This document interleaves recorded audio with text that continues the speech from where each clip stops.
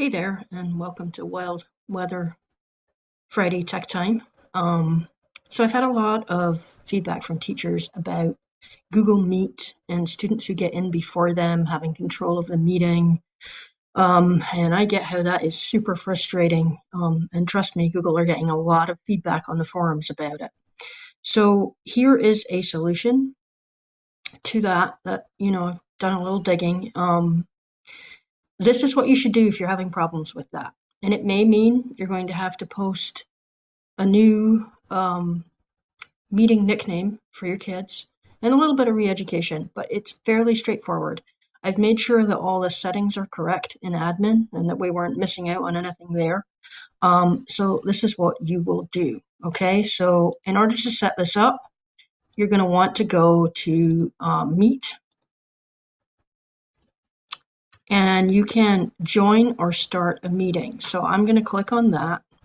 And you can see here where it says to start your own meeting, enter a nickname or leave blank. So I'm going to create a nickname. My nickname is going to be TSA1, okay? And I'm going to continue. And now, that is the join code for this meeting. So all you have to do is tell a student to go to Google Meet and key in. You give them the code.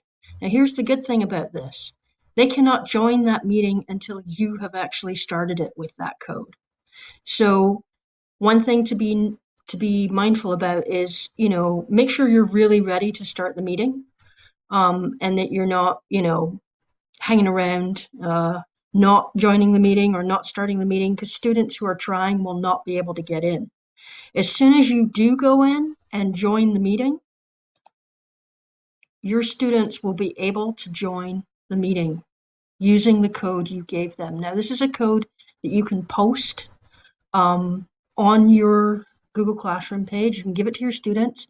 It remains static. You can use this code every time you meet. The only thing you need to remember is that you will not be able to join this meeting if you're not using a Provincetown School's email address. If you are not logged into your school Gmail, or your students are not logged into your school Gmail, they will not be able to use this nickname meeting. So I don't know if any of you are in the position where you have students who are dialing into your meetings using their parents' emails address.